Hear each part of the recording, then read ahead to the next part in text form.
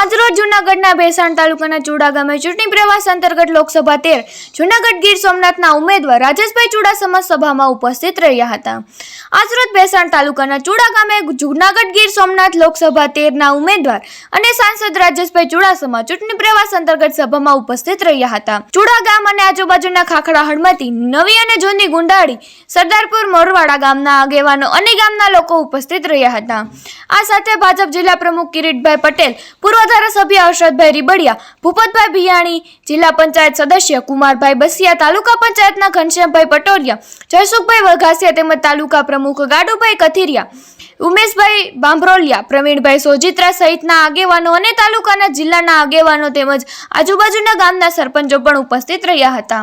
ઉલ્લેખનીય છે કે ચૂંટણીઓ નજીક આવી રહી છે ત્યારે ઉમેદવારો પોતપોતાના મત વિસ્તારમાં પ્રવાસ કરતા હોય છે અને પોતપોતાના વિસ્તારમાં કરેલા કામોની યાદી કરતા હોય છે। તેમજ સભા પૂર્ણ થયા બાદ રાજેશભાઈ ચુડાસમાએ ઘણા ખેડૂતોના પ્રશ્ન પણ સાંભળ્યા હતા અને આ વિસ્તારની અંદર ઘણા સમયથી બિસ્માર હાલતમાં પડેલા અને અવારનવાર ત્યાં અકસ્માતો થતા હોય તેવો ચુડાથી વાવડી રોડનું કામ ચાલુ કરવા બાબત ખાખરા હરમટિયા નાની સિંચાઈ યોજના માટે ચુડાથી ધાડી ગુંદાળી રોડ ઉપર આવેલ ડોળેશ્વર મહાદેવની બાજુમાં અમૃત સરોવર ભરવા અને ચુડા ગામની બાજુમાં ચુડાથી ગળશ રોડ ઉપર આવેલ અમૃત સરોવર ભરવા બાબત પણ લેખિતમાં અરજી આપી હતી